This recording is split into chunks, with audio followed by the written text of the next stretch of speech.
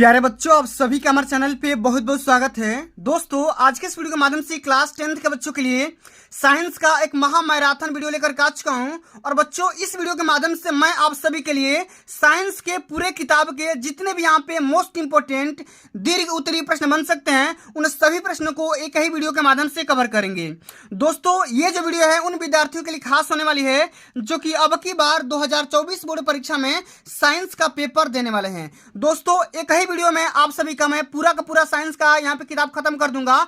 और यकीन मानिए कि इस वीडियो के देखने के बाद इससे बाहर पेपर में प्रश्न नहीं आएंगे, ये मैं गारंटी के साथ बोल सकता हूं। और टॉपर बनना है तो इस वीडियो को एंड तक देख लो, आप टॉपर लिस्ट में शामिल हो जाओगे। और अब की बार 95% पार कर देना है, ठीक है। जब तक तोड़ेंगे नहीं तब तक छोड़ेंगे नहीं। अरे माँ तेरे पसीने को मोती से चमकाऊंगा, सपने बड़े देखना, ये तेरा शेर नहीं। अब की बार बोर्ड के पेपर में 95% मार्क्स जरूर लाएगा, ठीक है। तो ये साथियों, सबसे पहले मैं आप सभी को थोड़ा इसका रिव्यू दे देता हूं कि इस वीडियो के माध्यम से मैं आप सभी को कौन कौन सा प्रश्न बताने वाला हूं, ठीक है। फिजिक्स का हो, केमिस्ट्री का हो या बायोलॉजी का हो, सबका सब सारा का सारा सेक्शन इस वीडियो के माध्यम से कवर करने वाला हूं, ठीक है। इसलिए आप सभी से हम्बल रिक्वेस्ट है, इतना सारा मेहनत किया हूं मैं आप सभी के लिए, ठीक है। तो आपका भी यहाँ पे एक दायित्व बनता है, इस वीडियो को सबसे ज्यादा मैक्सिमम टू मैक्सिमम लाइक करना है, ज्यादा ज्यादा शेयर करना है, और अभी तक चैनल बने हो तो सब्सक्राइब कर देना, ठीक है। आइए, सबसे पहला यहाँ पे साथियों प्रश्न पूछा गया है कि रासायनिक अभिक्रिया किसे कहते हैं, यह कितने प्रकार की होती है, प्रत्येक को उदाहरण दे करके समझाइए। दोस्तों, आप यहाँ पे इस क्वेश्चन को देख पा रहे हो, कई बार बोर्ड के पेपर में पूछा जा चुका है। और साथियों, ये जो क्वेश्चन आता है बोर्ड के पेपर में हमेशा दीर्घ उत्तरीय प्रश्न में आता है, जो कि बोर्ड के पेपर में 6 नंबर में पूछा जाता है, ठीक है। तो अब की बार जब तक तोड़ेंगे नहीं तब तक छोड़ेंगे नहीं। और तुम लोग भी मेरा साथ मत छोड़ना, बस खाली वीडियो को एंड तक वॉच जरूर करते रहना, ठीक है। तो आइए साथियों, सबसे पहले हम ये समझ लेते हैं कि रासायनिक अभिक्रिया यानी केमिकल रिएक्शन किसे कहते हैं और यह कितने प्रकार की होती है। सब कुछ मैं डिटेल में समझाऊंगा, उसका एग्जाम्पल भी दूंगा, ठीक है। आइए सबसे पहले समझ लेते हैं कि केमिकल रिएक्शन यानी कि रासायनिक अभिक्रिया किसे कहते हैं। तो जब एक या एक से अधिक पदार्थ या मैटर या मटेरियल, ठीक है, जब एक या एक से अधिक पदार्थ परस्पर रिएक्शन करके अभिक्रिया करके जब नया पदार्थ बनाता है, तो ऐसी अभिक्रिया को रासायनिक अभिक्रिया कहते हैं। क्या बोलेंगे साथियों, समझिए फिर से, ठीक है। नहीं आएगा, बार बार देखना, ठीक है। कि जब एक या एक से अधिक पदार्थ, ठीक है, परस्पर अभिक्रिया करके आपस में रिएक्शन करके एक नया पदार्थ का निर्माण करते हैं, नए पदार्थ बनाते हैं, तो इस प्रकार के रिएक्शन को हम रासायनिक अभिक्रिया कहते हैं। नहीं समझ में आया ना, इससे एग्जाम्पल देख लो, समझ में आ जाएगा। जैसे दोस्तों यहाँ पे देखो, मैग्नीशियम को मैंने यहाँ पे लिया हुआ है। जब मैग्नीशियम को हाइड्रोक्लोरिक अम्ल के साथ जब रिएक्शन करवाया जाता है, क्रिया करवाया जाता है, तो यहाँ पे बन जाता है मैग्नीशियम क्लोराइड और साथ में हाइड्रोजन गैस रिलीज हो जाती है, ठीक है। तो यहाँ पे केमिकल रिएक्शन यहाँ पे हो रहा है, देख सकते हो कि मैग्नीशियम के साथ में जब यहाँ पे हाइड्रोक्लोरिक एसिड को हम यहाँ पे मिला रहे हैं, तो यहाँ पे देखो, यहाँ पे बन रहा है हमारा मैग्नीशियम क्लोराइड और साथ में हमारा यहाँ पे हाइड्रोजन जो गैस है रिलीज हो जा रही है, ठीक है। तो इसी यहाँ पे जो रिएक्शन हो रहा है, इसी रिएक्शन को हम क्या बोलेंगे, रासायनिक अभिक्रिया बोलेंगे। समझ में आ गया। चलिए, यहाँ पे देखो मैग्नीशियम भी लिखा गया है, यहाँ पे हाइड्रोक्लोरिक अम्ल है, यहाँ पे देखो बन गया है ये मैग्नीशियम क्लोराइड और यहाँ पे हाइड्रोजन बन गया है, ठीक है। अब दोस्तों यहाँ पे हम ये समझ लेते हैं कि रासायनिक अभिक्रिया कितने प्रकार की होती है। तो हम यहाँ पे लिख सकते हैं कि रासायनिक अभिक्रिया निम्न प्रकार की होती है। और कौन कौन सी होती है, ध्यान से समझिएगा, जितना क्वेश्चन बता रहा हूं, अगर आप इन सभी प्रश्नों को तैयार कर लेते हो तो बोर्ड के पेपर में 95% पाने से कोई माई का लाल रोक नहीं सकता है, ठीक है। आइए सबसे पहले साथियों हम ये समझ लेते हैं कि संयोजन अभिक्रिया क्या होती है। तो वह रासायनिक अभिक्रिया जिसमें दो या दो से अधिक प्रकार के पदार्थों के अणु परस्पर जुड़कर या मिलकर केवल एक ही प्रकार के पदार्थ के अणु बनाते हैं या निर्माण करते हैं, ठीक है। क्या बोलेंगे कि जब वह रासायनिक अभिक्रिया जिसमें दो या दो से अधिक प्रकार के जो अणु होंगे, ठीक है, आपस में जुड़कर एक नया पदार्थ बनाएंगे, एक नया मॉलिक्यूल्स बनाएंगे, उसको हम क्या बोलेंगे, संयोजन अभिक्रिया बोलेंगे। जैसे आप यहाँ पे देख रहे हो दोस्तों, मैंने यहाँ पे सोडियम को लिया हुआ है और जो सोडियम को आपस में जब क्लोरीन के साथ जब रिएक्शन कराओगे तो यहाँ पे बन जाएगा सोडियम क्लोराइड, ठीक है। तो यहाँ पे इन दोनों में आपस में रिएक्शन हुआ और रिएक्शन होकर के यहाँ पे ये क्या बन गया, ये आपका रिएक्टेंट बन गया, ठीक है। यहाँ पे एक नया पदार्थ बन गया, ठीक है, जिसको हम क्या बोलेंगे, सोडियम क्लोराइड बन गया, ठीक है। इतना बस समझ आ गया।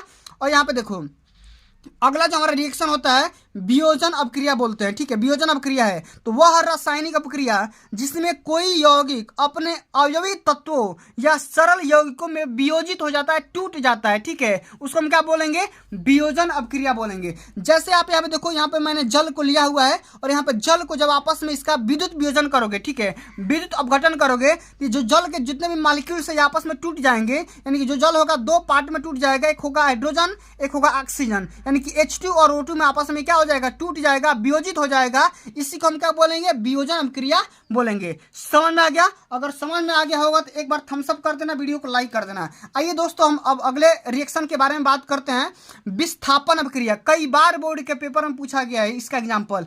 तो वह रासायनिक अपक्रिया जिसमें किसी यौगिक के अणु किसी एक परमाणु अथवा एक समूह में या मूलक के स्थान पर कोई दूसरा परमाणु अथवा समूह या मूलक आ जाता है, उसको हम क्या बोलेंगे? विस्थापन अपक्रिया बोलेंगे, ठीक है। इसमें क्या होगा? यहाँ पे देखो आयरन को लिया हुआ है और आयरन जब यहाँ पे देखो कॉपर सल्फेट के साथ जब रिएक्शन करेगा, ठीक है, तो यहाँ पे क्या होगा? ये जो आपका आयरन होगा इस कॉपर के साथ यहाँ पे क्या हो जाएगा? यहाँ पे कॉपर अलग हो जाएगा और जो आपका आयरन होगा ये इस सल्फेट के साथ रिएक्शन कर देगा और रिएक्शन करके यहाँ पे फेरस सल्फेट यहाँ पे बना देगा, ठीक है, FiSO4 बना देगा और यहाँ पे कॉपर आपका अवक्षेपित हो जाएगा, आपका अलग हो जाएगा, प्रेसिपिटेट के फॉर्म में आ जाएगा। समझ में आ गया? चलिए अब आगे हम बात कर लेते हैं द्विविस्थापन अपक्रिया। इसमें क्या होता है? तो जिस रासायनिक अपक्रिया में यौगिक के आयनों अथवा घटकों की अदला बदली हो जाती है, अदला बदली मतलब एक्सचेंज हो जाते हैं, ठीक है, तथा नए यौगिक बनते हैं, उसे हम क्या बोलते हैं? उभय प्रतिस्थापन अपक्रिया बोलते हैं या द्विविस्थापन अपक्रिया बोलेंगे। अच्छा यहाँ पे देखो, यहाँ पे एक बार नहीं होगा, यहाँ पे दो बार विस्थापन होगा। यहाँ पे क्या हुआ था? बस खाली आयरन जो था सल्फेट के साथ माने एक्सचेंज हो गया था, अब विस्थापित हो गया था। इसमें क्या होगा? दो दो बार होगा, जो भी आपका रिएक्टेंट होंगे दो बार होंगे। यहाँ पे देखो, यहाँ मैंने लिया हुआ है बेरियम क्लोराइड को, और जब बेरियम क्लोराइड को जब सोडियम सल्फेट के साथ जब रिएक्शन करोगे तो जब बेरियम होगा ये सल्फेट के साथ यहाँ पे विस्थापित हो जाएगा और जो क्लोराइड होगा आपके यहाँ पे इसे आपका सोडियम के साथ यहाँ पे विस्थापित हो जाएगा, तो बेरियम सल्फेट बन जाएगा और यहाँ पे साथ में सोडियम क्लोराइड बन जाएगा, ठीक है। तो इस प्रकार का रिएक्शन होता है। तो यहाँ पे मेनली 4 प्रकार के रिएक्शन होते हैं, आप सभी को पता होना चाहिए। समझ में आ गया? चलिए अब आगे बढ़ जाते हैं। अगला जो हमारा क्वेश्चन पूछा गया बच्चा,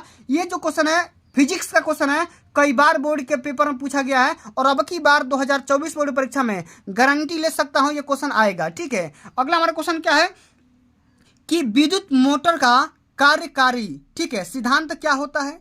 इसकी रचना एवं कार्यविधि का चित्र बना करके स्पष्ट व्याख्या करिए। Question very very most important है, इसको तैयार करना। सबसे पहले क्या करना? विद्युत मोटर के बारे में लिखना है, क्या होता है, इसका सिद्धांत लिखना, फिर इसका फिगर बनाना, ठीक है, अंत में इसका कार्यविधि लिखना, तब जाकर के 6 नंबर यहाँ से मिलेंगे, ठीक है। अगर आप इतने सारे प्रोसेस को फॉलो करोगे तब जाके बोर्ड का टॉपर बन सकते हो, ठीक है। चलिए आइए समझ लेते हैं कि मोटर क्या होता है। तो विद्युत मोटर एक ऐसा साधन होता है, एक ऐसा मशीन होता है, एक ऐसी युक्ति होती है जो विद्युत ऊर्जा को यानी कि इलेक्ट्रिकल एनर्जी को यांत्रिक ऊर्जा में चेंज करती है, यानी कि बदलती है। क्या बोलेंगे? विद्युत मोटर एक ऐसा साधन होता है, एक ऐसा मशीन होता है जो विद्युत ऊर्जा को यांत्रिक ऊर्जा में बदलता है। समझ में आ गया? अब यहाँ पे बात करते हैं किस थ्योरी पे काम करता है, इसका सिद्धांत क्या होता है। समझिएगा बात को। तो जब किसी कुंडली को, क्या बोलेंगे? कुंडली का मतलब क्या होता है? कॉइल। कुंडली का मतलब क्या होता है? यहाँ पे देखो कॉइल, जिसमें हम वाइंडिंग करते हैं, क्या करते हैं? जिसमें हम किसी भी तार का वाइंडिंग करते हैं उसी को हम कॉइल बोलते हैं। तो जब किसी कुंडली को चुंबकीय क्षेत्र में रखकर, चुंबकीय क्षेत्र मतलब मैग्नेटिक फील्ड, ठीक है, तो जब किसी कुंडली को चुंबकीय क्षेत्र में रख करके उसमें धारा प्रवाहित की जाती है, ठीक है, धारा मतलब करंट देते हैं, ठीक है, जब लाइन देंगे तो क्या होगा?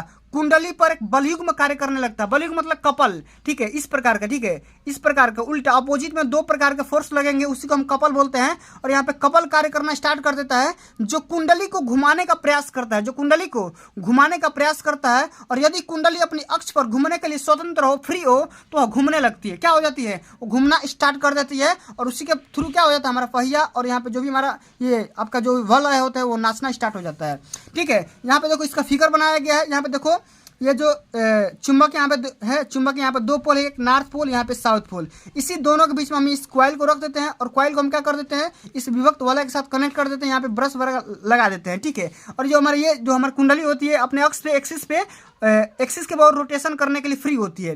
तो जैसा ही हम यहाँ पे इस कुंडली में करंट फ्लो करेंगे तो यहाँ पे विद्युत बल क्या हो जाएगा, मैग्नेटिक फील्ड यहाँ पे उत्पन्न हो जाएगा, एक बलून उत्पन्न हो जाएगा जो कि इस कुंडली को यहाँ पे इसको क्या करने लगता है, घुमाने का प्रयास करने लगता है। और इसी प्रकार हमारा क्या हो जाता है, यहाँ पे मैग्नेटिक फील्ड उत्पन्न होगा, करंट फ्लो हो जाता है, ठीक है।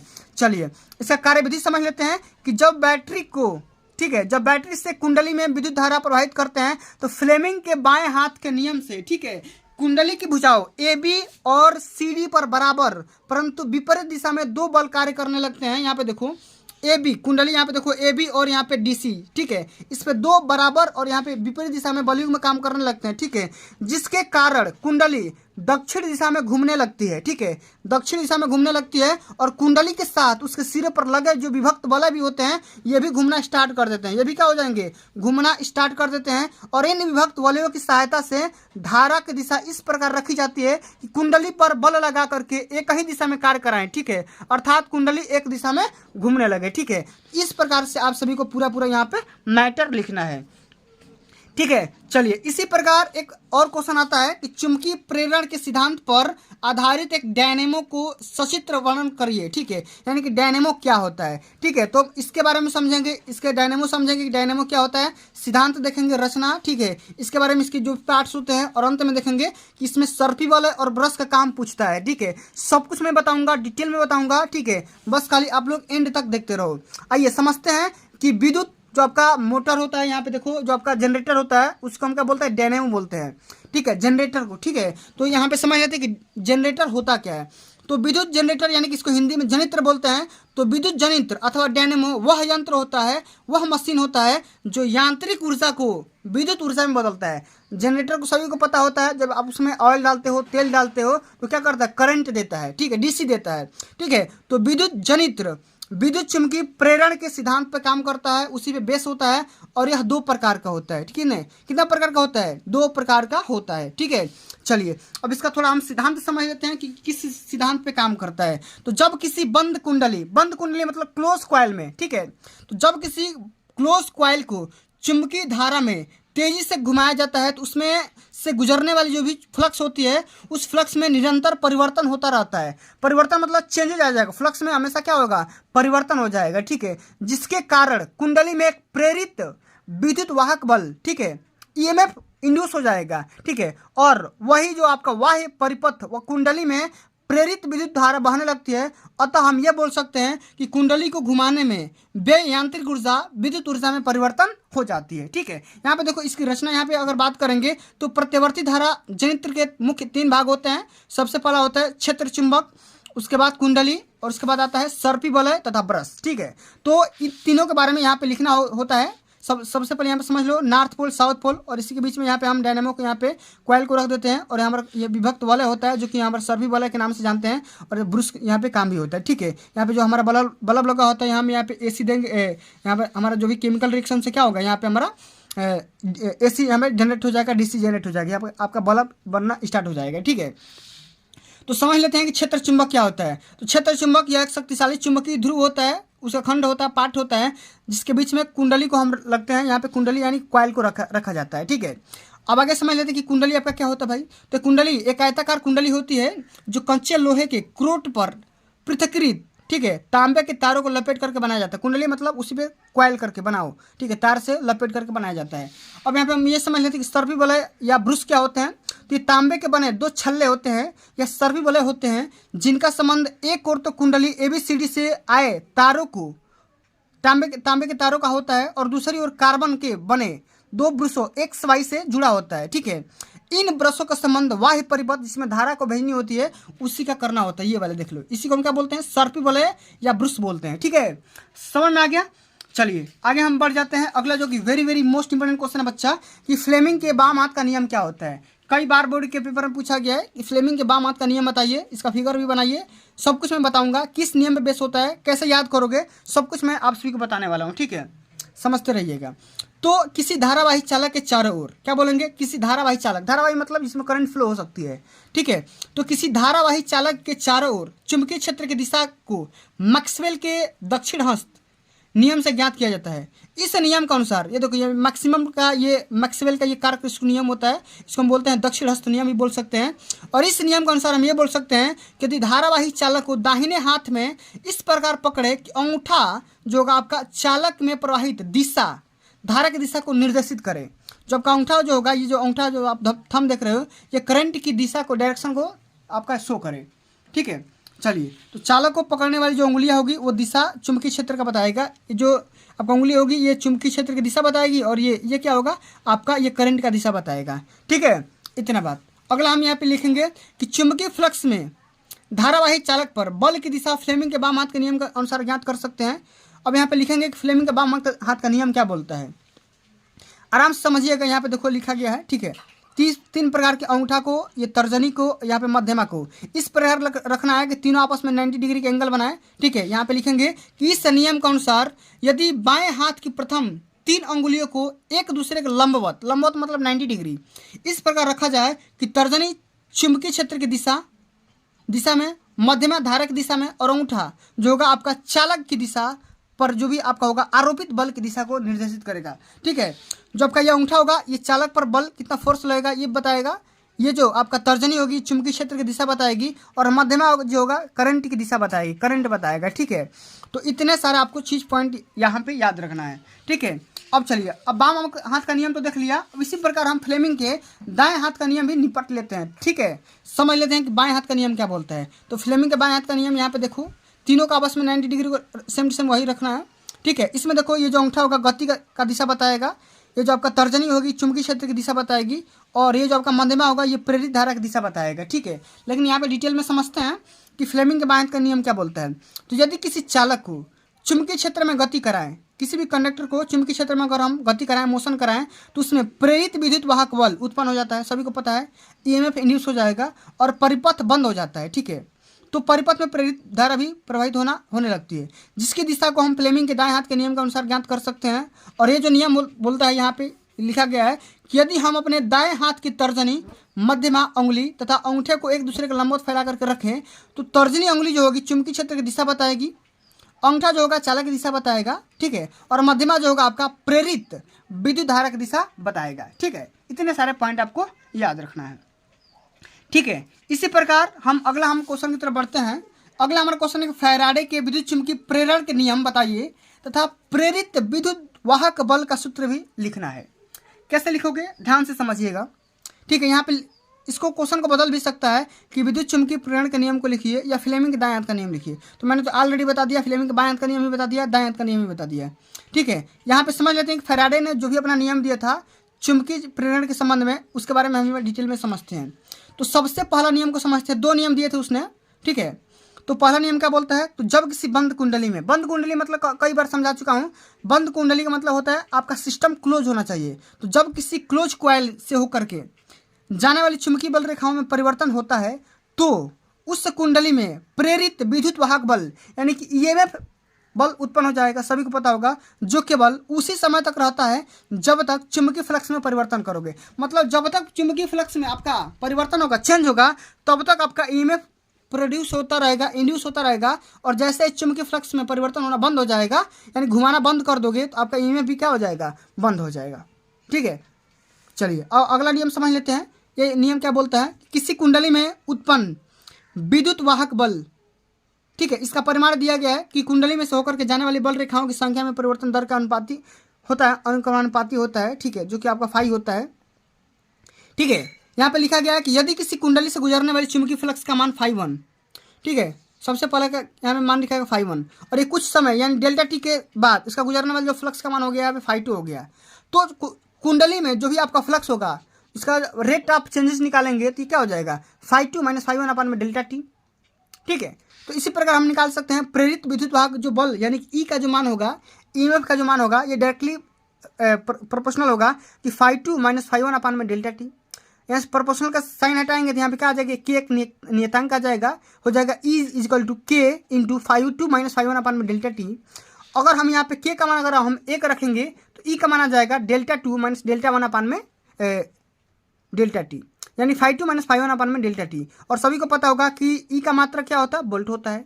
ठीक है, विद्युत वाहक बल का मात्रा क्या होता है, वोल्ट हो जाता है। ठीक है, चलो अब अगला हम क्वेश्चन देखेंगे। यह एक बायोलॉजी का क्वेश्चन है, कई बार ये भी आ चुका है बोर्ड के पेपर में कि मनुष्य के उत्सर्जन तंत्र का नामांकित चित्र बनाइए। सबसे पहले यहाँ पे लिखेंगे, सबसे पहले उत्सर्जन तंत्र क्या होता है इसके बारे में लिखेंगे, साथ में इसका फिगर भी मैं बना करके लाया हूँ। ठीक है, तो समझिएगा कि शरीर में विभिन्न उपचयी क्रियाओं में अनेक अपशिष्ट या वर्ज्य पदार्थ बनते हैं। सभी को पता होगा कि जैसे हम खाना खाते हैं तो शरीर में कई प्रकार के ऐसे मतलब कि सिस्टम हो जाते हैं जो कि खराब हो जाते हैं। ठीक है, इनका शरीर में कोई उपयोग नहीं होता है, खराब हो जाते हैं। कभी कभी ये अत्यंत विषैले भी हो जाते हैं। तो विषैले न होने पर भी अपशिष्ट पदार्थ कोशिकाओं में संचित नहीं किए जा सकते हैं। अतः हम ये बोल सकते हैं कि इनको शरीर से बाहर निकालना अति आवश्यक हो जाता है। अपशिष्ट पदार्थ को शरीर से बाहर निकालना ही उत्सर्जन कहलाता है। ठीक है, माने शरीर में जो भी आपका अपशिष्ट पदार्थ होते हैं, खराब पदार्थ होते हैं, उसको हम क्या करते हैं, शरीर से बाहर निकालने की कोशिश करते हैं। उसी प्रक्रिया को हम क्या बोलते हैं, उत्सर्जन बोलते हैं। ठीक है, इसके जो भी मेन अंग होते हैं हम यहाँ पे लिख देंगे कि मानव शरीर में वृक्क मुख्य उत्सर्जी अंग माना जाता है। इसका कार्य होता है रुधिर को साफ करना। इसके अतिरिक्त भी कई सारे होते हैं, जैसे यकृत हो गया, त्वचा हो गया, फेफड़े हो गए, आंत हो गई, ये सब सारे क्या होते हैं, उत्सर्जन तंत्र होते हैं। जैसे ये क्या करता है, आपका त्वचा ये पसीनों को बाहर निकालता है, जो आपका खराब पानी आ जाता है। ठीक है, इसको शरीर से बाहर निकालेगा। लीवर क्या करेगा, ठीक है, तो क्या करेगा, ये सब ब्लड को साफ करते रहते हैं। ठीक है, इतने सारे यहाँ पे देख सकते हो, यहाँ पे बाई वृक्क सिरा दिखाया गया है, यहाँ पे महासिरा दिखाया गया है, यहाँ पे देखो मूत्र मार्ग दिखाया गया है, ये मूत्राशय है, यहाँ पे करेक्ट होता है। ये बाई मूत्र वाहिनी दिखाई गई है, ये महाधमनी दिखाई गई है, ये बाया वृक्क यानी किडनी दिखाया गया है, ये यहाँ पे बाई वृक्क यहाँ पे दिखाया गया है, धमनी दिखाया गया है। तो इतने सारे पार्ट होते हैं, आपको यहाँ पे बना लेना है अच्छे से। ये बोर्ड के पेपर में हमेशा आता है, पूछता है। ठीक है, चलो ये मनुष्य का उत्सर्जी तंत्र होता है। ठीक है, यहाँ पे वृक्क के बारे में, किडनी के बारे में लिख देंगे कि मानव शरीर में वृक्क मुख्य उत्सर्जी अंग माना जाता है। इसका काम होता है रुधिर से यूरिया या यूरिक एसिड जो क्या आपका होता है, इसी को शरीर से छान करके बाहर निकालना होता है। उन्हीं को हम मूत्र के रास्ते से हम बाहर निकालते हैं। ठीक है, तो इतने सारे पॉइंट आपको लिखना पड़ेगा।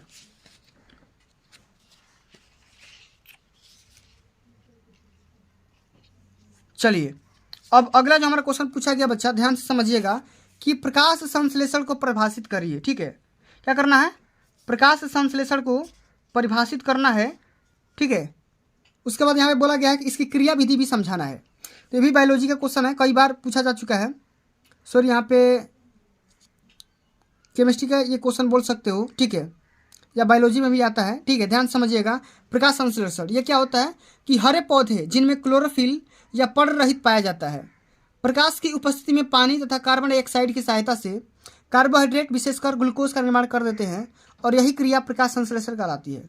ठीक है, यहाँ पे देखो, यहाँ पे लिया गया है कार्बन डाइऑक्साइड, और ये जब जल के साथ क्रिया करेगा, ठीक है, यानी प्रकाश के माध्यम में, क्लोरोफिल के माध्यम में, तो यहाँ पे क्या होगा, ग्लूकोज का निर्माण करेगा।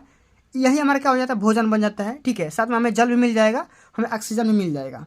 ठीक है, इसकी विधि क्या होती है, तो इसकी विधि समझिएगा। तो प्रकाश संश्लेषण एक जटिल अभिक्रिया होती है।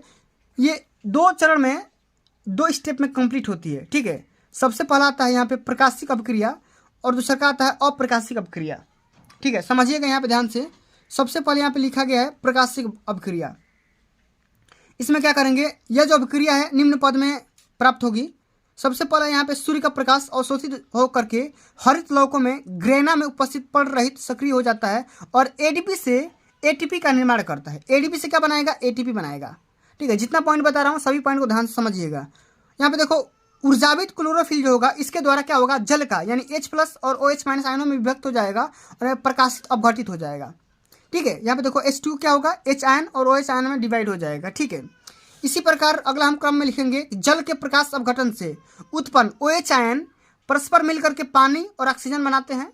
ऑक्सीजन गैस के रूप में मुक्त होकर के स्टोमेटा द्वारा बाहर निकल जाता है, जैसे कि आप यहाँ पे देख सकते हो। ठीक है, ऑक्सीजन यहाँ पे क्या होगा, बाहर निकल जाएगा। ठीक है, और अगला हम चरण में ये लिखेंगे कि जो आपका हाइड्रोजन होगा, एडीपी से क्या होगा, यहाँ पे एटीपी का निर्माण कर देगा। इस रिएक्शन को आप देख लीजिएगा।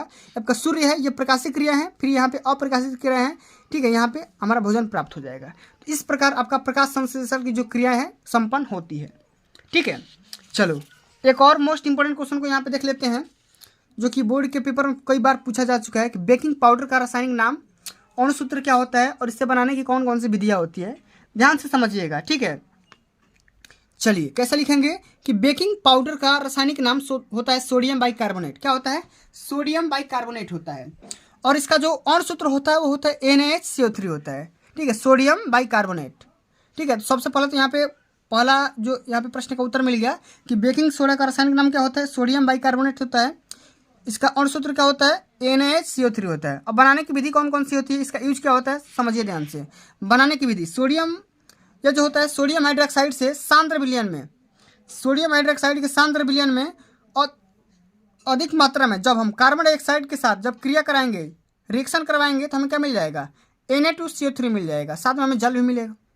अब फिर हम क्या करेंगे? Na2CO3 को, ठीक है, जब जल के साथ फिर कार्बन डाइऑक्साइड के साथ जब रिएक्शन करवाएंगे तो हमें मिल जाएगा सोडियम बाइकार्बोनेट।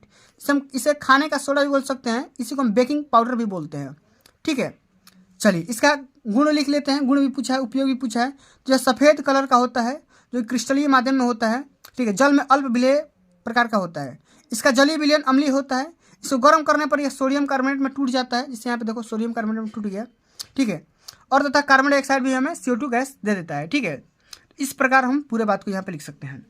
और अगला हमारा क्वेश्चन पूछा गया बच्चा कि प्लास्टर ऑफ पेरिस क्या होता है, किसे कहते हैं, इसे बनाने की विधि, गुण और उपयोग के बारे में लिखना है।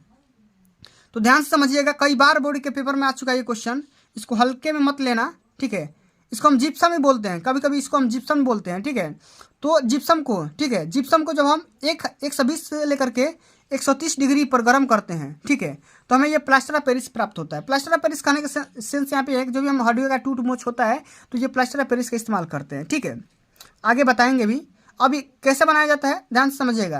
यहाँ पे देखो जिप्सम है, जिप्सम का यहाँ पे केमिकल फार्मूला दिया गया है कि CaSO4.2H2O, ठीक है। और जब जिप्सम को जब आप 120 से लेकर के 130 डिग्री सेंटीग्रेड पर जब हीट करोगे, गर्म करोगे, तो यहाँ पे बन जाएगा प्लास्टर ऑफ पेरिस। इसका फार्मूला क्या होता है? CaSO4 साथ आपको जल भी मिल जाएगा, ठीक है। तो ये होता है बनाने की विधि। इसका गुणधर्म क्या होता है ध्यान समझिएगा कि जब प्लास्टर ऑफ पेरिस सफ़ेद रंग का चूड़ होता है, ठीक है, चूना होता है टाइप का, ठीक है, यह तेज गर्म करने पर निर्जल यानी कि CaSO4 में बदल जाता है, ठीक है। गर्म करोगे तो यहाँ क्या हो जाएगा? आपका जिप्सम प्राप्त हो जाएगा, ठीक है। इसका यूज कहाँ पे होता है? शल्य चिकित्सा में होता है, प्लास्टर के रूप में, सांचे और मॉडल बनाने में होता है, मूर्ति और खिलौने बनाने में होता है। तो इतने सारे यहाँ पे इसका यूज होता है, ठीक है। तो जितना क्वेश्चन बता रहा हूँ सभी प्रश्नों का आप एक वीडियो में देख लो, यही सब सारे क्वेश्चन बोर्ड के पेपर में पूछे जाएंगे, ठीक है। चलो अगला हमारा क्वेश्चन पूछा गया बच्चा कि धातुओं की सक्रियता श्रेणी क्या होती है।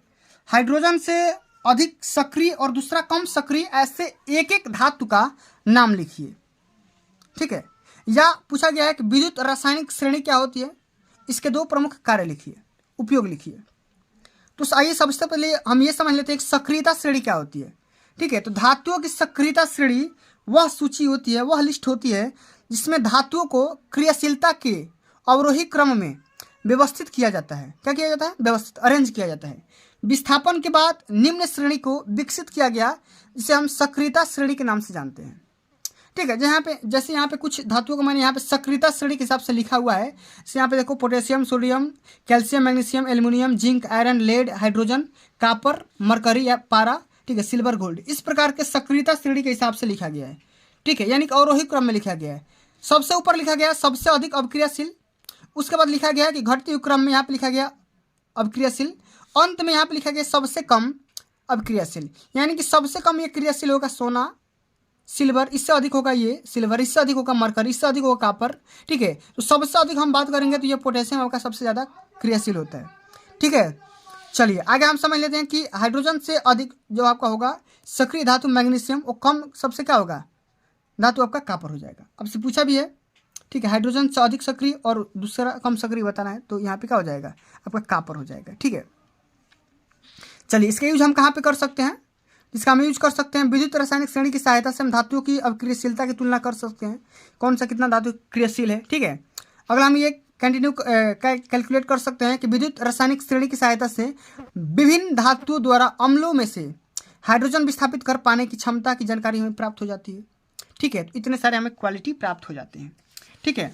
चलो अब अगला हमारा क्वेश्चन पूछा गया बच्चा कि स्टरीकरण से आप क्या समझते हैं, उदाहरण सहित स्पष्ट करिए। या ये भी क्वेश्चन आ सकता है कि स्टरीकरण अम्ल से एथिल एसीटेट कैसे प्राप्त करेंगे, इसके बारे में बताइएगा। ठीक है, तो ध्यान से समझिएगा, सुनिएगा कि जिस प्रकार अम्ल एवं क्षार पारस्परिक अपक्रिया से लवण का निर्माण करते हैं, ठीक है, क्या करते हैं, लवण का बनाते हैं, साथ में जल भी बनाते हैं। ठीक है, ठीक उसी प्रकार अम्ल तथा एल्कोहल भी अपक्रिया करके एस्टर, ठीक है, क्या करते हैं, एस्टर तथा जल बनाते हैं। क्या करते हैं, अम्ल और एल्कोहल एस्टर और जल बनाते हैं। इसी अपक्रिया को हम एस्टरीकरण कहते हैं। कार्बोक्सिलिक एसिड को यानी अम्ल को एस्टरीकरण क्रिया प्रायः सांद्र सल्फ्यूरिक अम्ल की सहायता से या उपस्थिति में कराई जाती है। यह जो रिएक्शन होती है निर्जलीकरण होती है, साथ में उत्प्रेरक दोनों का काम कर देती है। ठीक है, यहाँ पर लिखा गया है एसीटेट एसिड CH3COOH, साथ में जब इसके हम एथिल एल्कोहल के साथ रिएक्शन करवाएंगे, किसके उपस्थिति में, शांत सल्फ्यूरिक अम्ल के उपस्थिति में, तो हमें क्या मिल जाएगा, यहाँ पे एस्टर मिल जाएगा, इसको हम क्या बोलते हैं, एथिल एसीटेट बोलेंगे, साथ हमें जल भी मिल जाएगा। तो इतने सारी बातों को ध्यान में रखना है। ठीक है, चलो अगला हमारा क्वेश्चन पूछा गया है कि मेंडलीफ की आवर्त सारणी की गुण और दोषों का उल्लेख करिए। कैसे करेंगे, ध्यान समझिएगा कि मेंडलीफ की मूल आवर्त सारणी के गुण इस प्रकार है। सबसे पहले हम ये लिखेंगे कि तत्वों के गुणों की अध्ययन में सुविधा। सबसे पहले क्या मिल गया कि भाई जो हमारा एलिमेंट है, जो भी हमारा तत्व है, सबसे पहले हम स्टडी में इसकी हमें सहायता मिली। इसके बारे में लिखेंगे कि मेंडलीफ की मूल आवर्त सारणी से तत्व के भौतिक और रासायनिक गुणों का अध्ययन सरल हो गया, आसान हो गया। चूंकि समान गुण वाले तत्वों को एक ही समूह में रखा गया, अतः किसी समूह से किसी एक तत्व के अध्ययन से उस सारे समूह का पता लग जाता है। ठीक है, कौन सा गुण, कौन सा तत्व किस बिहेवियर का है। ठीक है, अगला पॉइंट लिखेंगे कि तत्वों के परमाणु भार ज्ञात करने में सहायता हो जाती है। ठीक है, जिससे यहाँ पे लिखा गया है कि सन 1869 से पहले बेरिलियम का परमाणु भार, ठीक है, 13.5 माना जाता था।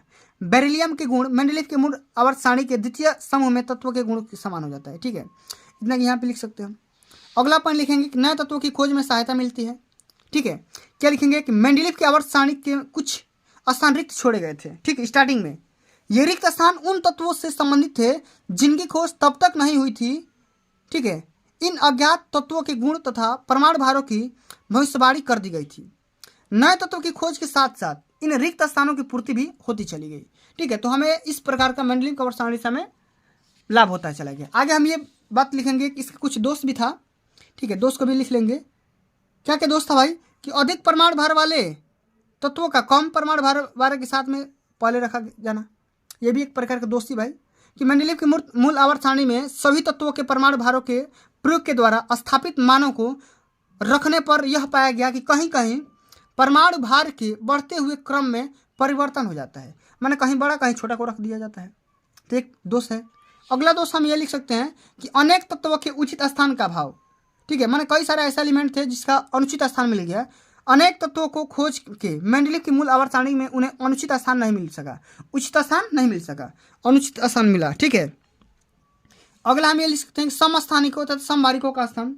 इसमें क्या हुआ कि समस्थानिकों तथा समभारिकों की खोज के बाद यह स्पष्ट हो गया कि तत्वों का मूल लक्षण उनका परमाणु भार नहीं होता है। ठीक है, अतः मेंडलीफ की मूल आवर्त सारणी में समस्थानिकों तथा समभारिकों को कोई स्थान नहीं दिया गया था। ठीक है, इसके हिसाब से अंत में लिखेंगे कि तत्वों का मूल लक्षण उनका परमाणु क्रमांक होता है। ठीक है, इसमें क्या लिखेंगे कि परमाणु संरचना और रेडियो एक्टिविटा, ठीक है, रेडियो एक्टिविटा की खोज के बाद यह स्थापित हो गया कि तत्वों का मूल लक्षण उनका परमाणु भार नहीं वरना परमाणु क्रमांक होता है। क्या होता है, परमाणु क्रमांक होता है। चलिए दोस्तों, अब हम अंत में बात कर लेते हैं। ये एक बायोलॉजी का क्वेश्चन है कि पुष्प का नामांकित चित्र बनाइए। ठीक है, इसके विभिन्न चक्रों के कार्य भी लिखिए। क्या लिखेंगे कि आवृत्ति बीजी पौधों में नर तथा मादा जननांग पुष्पों में स्थित होते हैं। ठीक है, पुष्पों को रूपांतरित शाखा कहते हैं। इसे निम्न प्रकार के 4 चक्र होते हैं। ठीक है, इसका जो पुष्पों का होता है इसका 4 चक्र होता है। कौन कौन सा, एक होता है बाह्य दल, एक होता है दल, एक होता है पुमंग, या इसको हम बोलते हैं एंड्रीसियम या नर जनन अंग बोलते हैं, और अंत में आता है आपका जयांग। ठीक है, जिसको हम बोलते हैं मादा जनन अंग। ठीक है, चारों के बारे में बारी बारी समझने की कोशिश करते हैं, ध्यान समझिएगा। जो आपका बाह्य दल होता है दोस्तों, ये क्या होता है, यह हरे रंग की पत्ती सादृश रचनाओं का चक्र होता है जो पुष्प के भीतरी चक्रों की रक्षा करता है, यह प्रोटेक्ट करता है। ठीक है, और दल क्या करता है, यह रंगीन होता है, ये परागकण की क्रिया के लिए कीटों को आकर्षित करता है। कीटों क्या करता है? अट्रैक्ट करता है। और पुंगक क्या होता है? इसको हम बोलते हैं नर जनन अंग। ये क्या करता है? इसकी प्रत्येक इकाई को पुंकेसर कहते हैं। प्रत्येक यूनिट को क्या बोलते हैं? पुंकेसर बोलते हैं। ठीक है, पुंकेसर का जो अगला फूल होता है, अगला फूला हुआ जो भाग होता है परागकोश होता है। परागकोश या एंथर के अंदर जो का होता है नर युग्मक या परागकण बनते हैं और परागकण में एक सूत्री नर केंद्रक होता है। ठीक है, क्या होता है? नर केंद्रक होता है। ठीक है, आगे समझ लेते हैं कि मादा जनन अंग क्या होता है। इसकी प्रत्येक इकाई को अंडप या कार्पेल कहते हैं। कार्पेल का जो निचला जो फूला हुआ भाग होता है वो अंडाशय होता है। इसकी बीजांड अथवा अविल जो होता है, ठीक है, बीजांड में मादा युग्मक या अंड बनता है।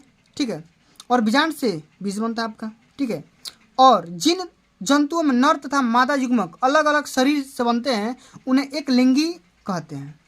ठीक है, यदि नर तथा मादा पुष्प अलग अलग पौधे धारण कर लें तब यह पौधों एक लिंगी स्राई कहलाता है। ठीक है, तो इतने सारे प्रश्नों को साथियों आप सभी को तैयार करना है। ठीक है, तो अगर आप इतने सारे प्रश्नों को तैयार कर लेते हो, अंत तक यहाँ पे पूरे देख लिए होगे। ठीक है, जितना मैंने बताया पूरा किताब के सारे मोस्ट इंपोर्टेंट क्वेश्चन थे। ठीक है, यकीन मानिएगा इससे बाहर पेपर में प्रश्न नहीं आएंगे तो नहीं आएंगे, ये मैं दावे के साथ बोल सकता हूँ। तो दोस्तों आज के लिए बस इतना ही। जल्द ही मिलते हैं अगली वीडियो में। तब तक के लिए जय हिंद, जय भारत, वंदे मातरम।